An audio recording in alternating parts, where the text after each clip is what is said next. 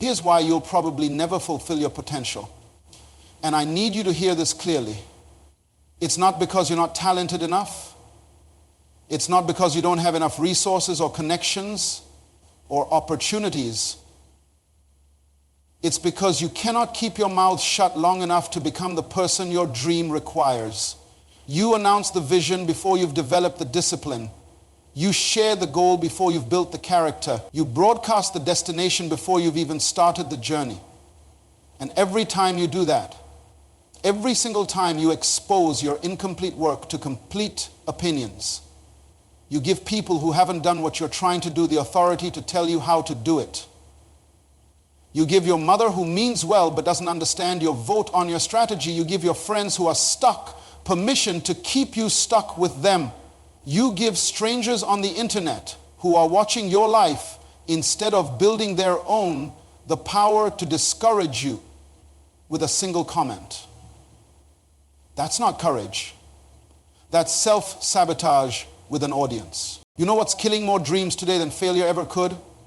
It's success.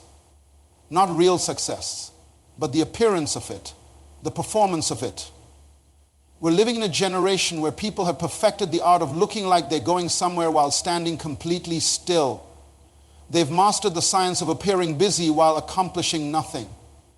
And the tragedy is this: they actually believe the applause means progress. Let me tell you something that will change your life if you hear it correctly. The loudest person in the room is usually the emptiest. The one posting every step of their journey hasn't actually taken the journey. They're too busy documenting it. They're too busy performing it. They're too occupied with making sure everyone knows they're moving to actually move. This is the disease of our time. This is what's crippling an entire generation of potential world changers. The need to be seen has replaced the need to become. I want you to understand something fundamental about how excellence is built. Every single thing of value in your life right now, everything that actually works, everything that truly matters, was created by someone you never heard of during the process. Think about that.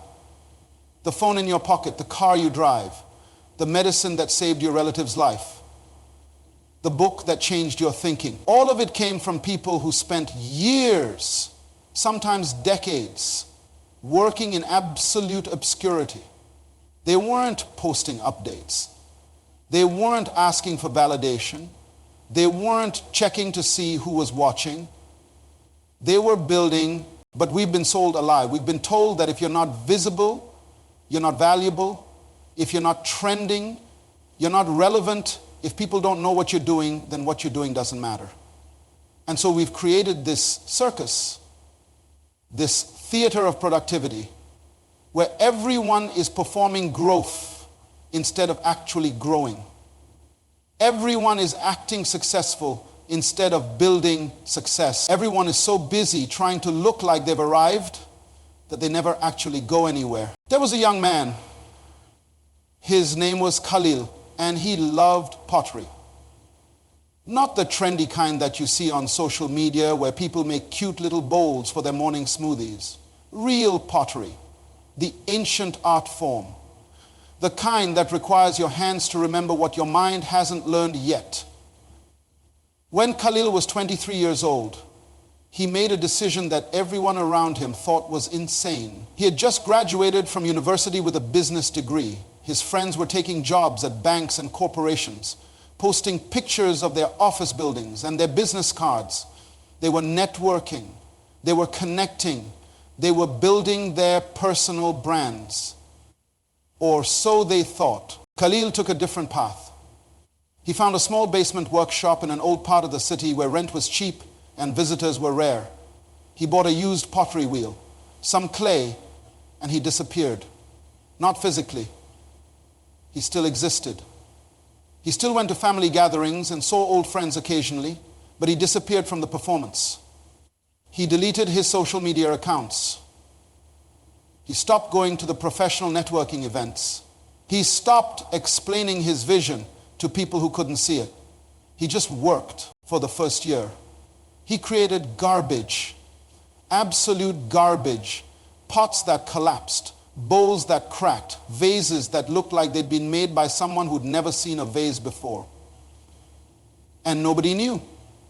Nobody was counting his failures. Nobody was commenting on his progress. Nobody was sending him discouraging messages or concerned texts from relatives wondering when he was going to get a real job. He failed in private. He struggled in silence. He learned in the dark. His friends from university, meanwhile, were climbing, or so it appeared. They were posting about their promotions, their projects, their business ideas. They were always about to launch something, always on the verge of something big, always building towards something that somehow never quite materialized. But they looked good doing it. They sounded impressive. They had the vocabulary of success without the substance of it. Year 2 came and Khalil's work started to improve, not dramatically, not in a way that would have impressed anyone scrolling through a feed, but he could feel it. His hands were beginning to understand the clay. His eyes were starting to see the form hidden inside the spinning mud. His mind was developing the patience that mastery requires. He would spend 8 hours on a single piece, destroy it, and start again. No audience. No pressure to post the finished product. No need to prove to anyone that his time was being well spent. Year 3, something shifted. His pieces stopped being just functional and started being beautiful. Not because he was trying to make them beautiful, not because he was following some aesthetic trend, but because his hands had finally learned what his heart had always known. The clay was beginning to obey him. More importantly, he was beginning to obey the clay, to work with its nature instead of against it. By year 4, Khalil had created a body of work that was extraordinary, not because he was talented, though talent played a role, but because he had given himself something that almost nobody gives themselves anymore: uninterrupted time to become excellent. Time without applause. Time without validation. Time without the drug of attention that keeps most people performing instead of building. When he finally emerged, when he finally held his first exhibition, something remarkable happened. The same people who would have dismissed his early work, the same people who would have discouraged him if they'd seen his failures, were now calling him a prodigy. They said he came out of nowhere. They said he was an overnight success. They had no idea about the basement, the 4 years, the thousands of failed pieces, the silent, invisible, unappreciated work that had transformed him from someone with potential into someone with mastery. And here is what Khalil understood that most people never will. The hiding was not a sacrifice. It was the strategy. The obscurity was not a problem. It was the point. The silence was not something he had to endure until he got attention. The silence was where the actual work happened. The noise would have killed what the quiet created. Now I need you to understand something about how life actually works. Not how we think it works, but how it genuinely operates. Every single thing in nature that becomes magnificent does so in private first. The seed doesn't announce itself. It doesn't send out notifications about its germination process. It goes into the ground, into the darkness, into the dirt, and there in that hidden place, something miraculous happens. Roots go down before anything comes up. The strength develops in secret. The foundation forms where nobody can see it. And only after that private process is complete, only after the invisible work is done, does anything break through the surface. Look at the butterfly. Before it ever displays those wings, before it ever flies, it seals itself inside a cocoon, complete isolation, total transformation. No audience, no progress reports, nobody checking in asking, how's the metamorphosis going? Can we see the wings yet? When are you going to be ready? The butterfly doesn't owe anyone an explanation for its process. It just transforms in private, in silence, in complete obscurity. And when it emerges, it doesn't emerge as a better caterpillar.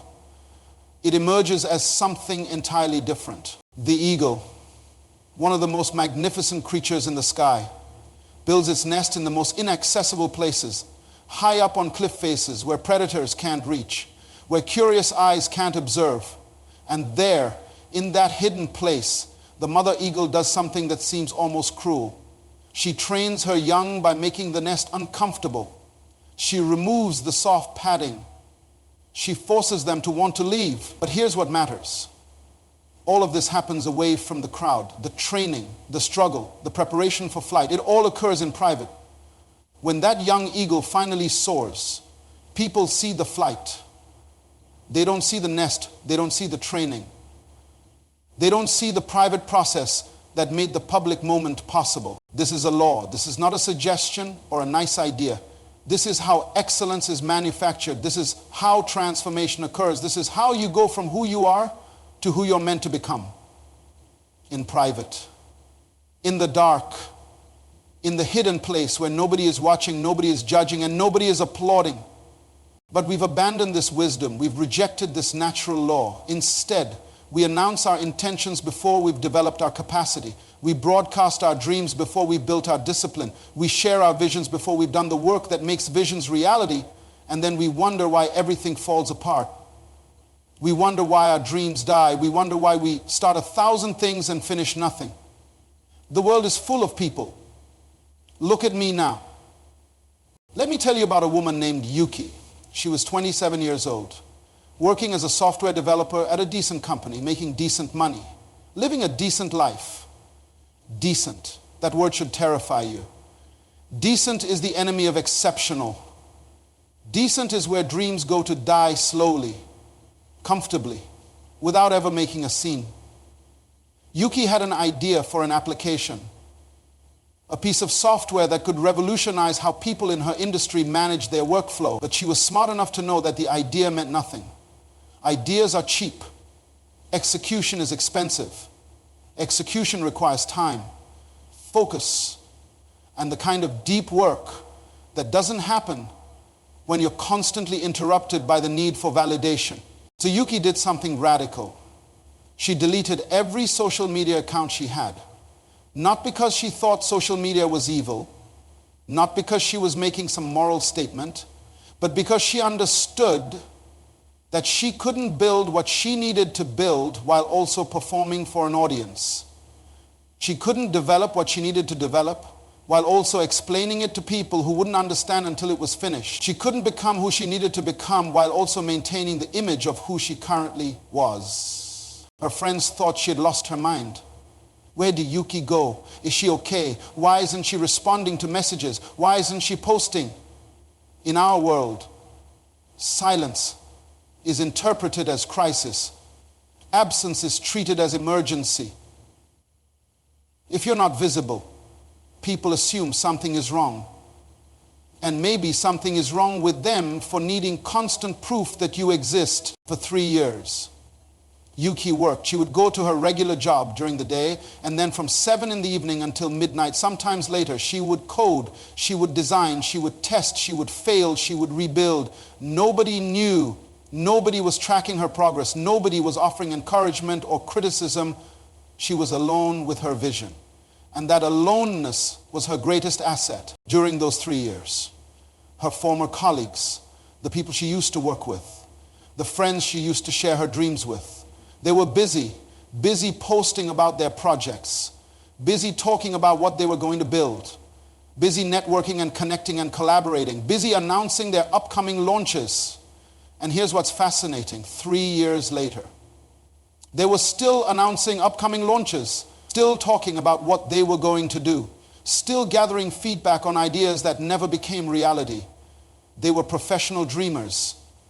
They had mastered the art of appearing productive while producing nothing of substance. Yuki, meanwhile, was becoming someone different. Not just learning new skills, though she was doing that. Not just building a product, though she was doing that too. She was developing something that you cannot develop in public. Depth, character. The kind of unshakable confidence that comes only from knowing you did the work when nobody was watching. Only from knowing you kept going when there was no applause. Only from knowing that your progress isn't dependent on other people's approval. In year 3, she completed her application. She tested it privately. She refined it. She made it excellent, not good, not decent, excellent. And then, only then, did she introduce it to the market. Within 6 months, it had been adopted by major companies in her industry. Within a year, she had built a business that generated more revenue than she'd made in her entire previous career. Within 2 years, she was being invited to speak at conferences, being featured in industry publications, being called an innovator. And everyone said the same thing. Where did she come from? How did this happen so fast? Because they didn't see the 3 years. They didn't see the silent nights. They didn't see the private failures and the hidden progress. Here's what I need you to grasp right now. When you work without an audience, when you build without broadcasting, when you grow without the constant need for people to validate that growth, something happens inside of you that cannot happen any other way. You develop a different kind of strength, a different kind of certainty. You stop needing permission. You stop needing approval. You stop needing people to believe in your vision because you've watched yourself build it brick by brick in the dark. And you know it's real. That knowledge, that internal knowing, that's power. Real power. Not the fake power that comes from likes and comments and followers. The real power that comes from having done the work when nobody was watching. See, when you have an audience, even a small one, you start performing. You can't help it. It's human nature. You start shaping your work to match their expectations. You start modifying your vision to fit their understanding. You start making decisions based on how they'll be received rather than whether they're right.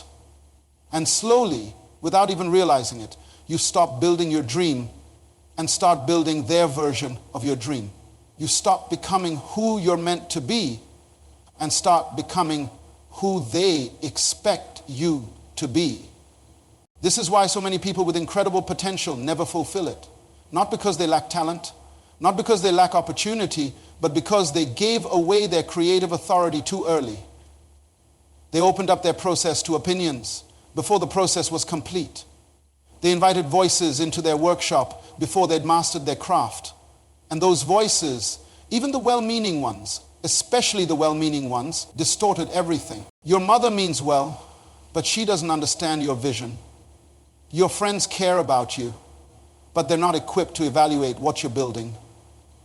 Your relatives want the best for you, but their definition of best is shaped by their fears, their limitations, their own unfulfilled dreams.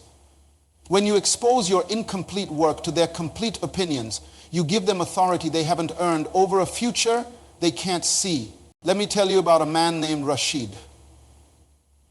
He was 41 years old.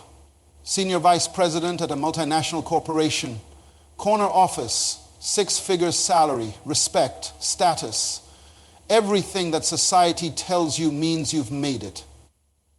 But Rashid had a problem. He was dying inside. Not physically.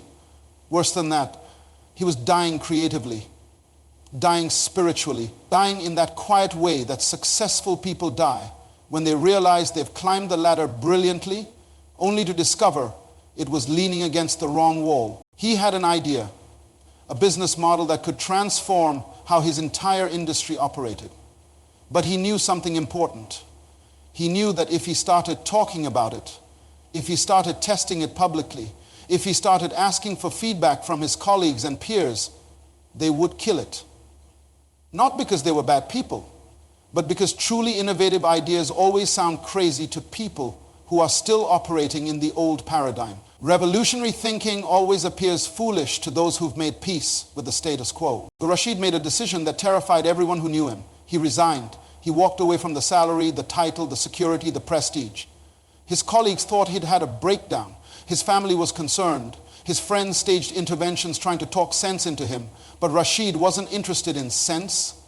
He was interested in significance. He wasn't interested in comfort, he was interested in contribution. And he knew that he couldn't build the new thing while still holding on to the old thing. He disappeared, not to some remote island or mountain retreat. He stayed in the same city, in the same house. But he disappeared from the professional circuit, stopped going to the networking events, stopped attending the conferences, stopped posting on LinkedIn about industry trends and leadership insights. he became a ghost in the world that used to define him for 4 years. Rashid worked, he studied, he failed, he rebuilt, he lost money, he made mistakes. He learned lessons that no business school teaches because they can only be learned through actual building, actual failing, actual problem solving in real time with real consequences. In year 1, he burned through his savings.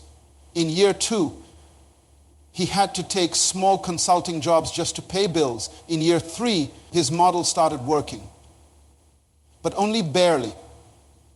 In year 4, everything clicked. But here's what matters more than the timeline. Here's what matters more than the outcome. During those 4 years of obscurity, Rashid became a different person. Not a better version of who he was, a different human being entirely. The corporate executive who left that office was shaped by approval, by hierarchy, by other people's metrics of success. The entrepreneur who emerged 4 years later was shaped by failure, by resilience, by his own internal compass. The first Rashid needed validation. The second Rashid had conviction. The first Rashid had confidence. The second Rashid had certainty when he finally launched his business. When he finally introduced his model to the market, it spread like fire. Not because he had great marketing, not because he had connections, but because he had built something that actually worked. Something that had been tested and refined and perfected away from the pressure of premature exposure. Within 18 months, his company had disrupted the entire sector. The same corporations he used to work for were now trying to acquire his company, trying to hire him back as a consultant, trying to understand how he'd done what they said couldn't be done. And everyone asked the same question: how did this happen? How did someone come from nowhere and change everything? But Rashid didn't come from nowhere. He came from somewhere very specific. He came from the underground laboratory. He came from the transformation chamber. He came from that hidden place where real change happens, where real growth occurs, where ordinary people become extraordinary through the simple act of working when nobody's watching. You need to understand this. Your anonymity right now is not your problem. It's your protection. It's protecting you from the voices that would distort your vision. It's protecting you from the opinions that would derail your progress. It's protecting you from the pressure to perform before you're ready to deliver. There's something about people who grow in private that you can't fake. You can always tell. They carry themselves differently. They speak differently. They move through the world with a kind of quiet authority that doesn't need to announce itself. You know why? Because they've been tested in the dark. They've proven themselves to themselves. And once you've done that, once you've shown up for your own vision, when nobody else was there to applaud, you stop needing the world to convince you that you're capable. You already know. The world calls it overnight success.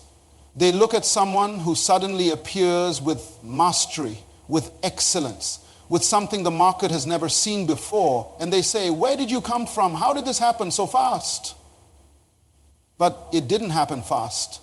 It happened slowly, privately, quietly, in 1,000 small moments that nobody witnessed. It happened in the early mornings and the late nights. It happened in the failures that nobody saw and the breakthroughs that nobody celebrated. It happened in the accumulation of effort that compounds in the dark until one day it breaks through into the light. And suddenly, everyone thinks it's new. This is the law of sudden appearance. Trees don't grow at a steady, visible pace. They grow in spurts, in seasons, mostly underground where you can't measure it. The root system expands in the dark. The foundation deepens in secret. And then, seemingly suddenly, the tree shoots up. The fruit appears. The shade spreads. And people who weren't watching the whole time think it happened overnight. But the tree knows different. The tree knows about the years of root development. The tree knows about the private seasons. You need to change how you measure success. Right now, you're probably measuring it by the wrong metrics. You're counting followers when you should be building foundations. You're tracking engagement when you should be developing expertise. You're measuring visibility when you should be measuring value. And this is why you're frustrated. This is why you feel like you're not making progress, because you're using the world's measuring stick instead of using reality's measuring stick. Real success is not about how many people know your name.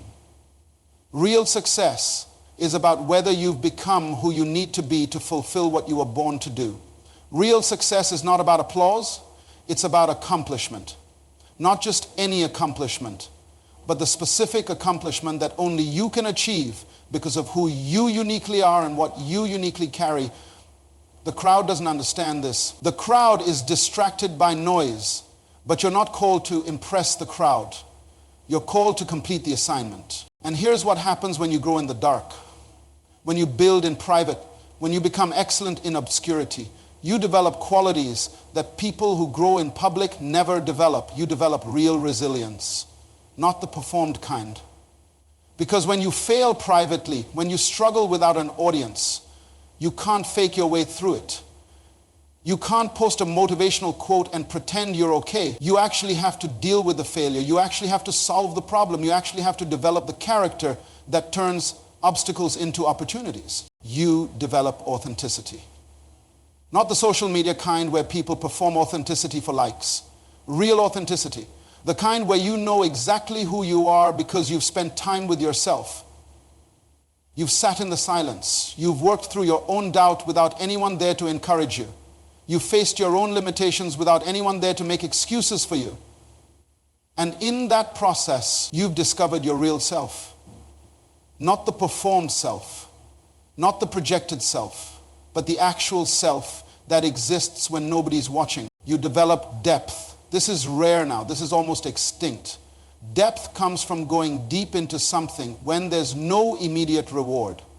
Depth comes from staying with a problem longer than the crowd's attention span allows.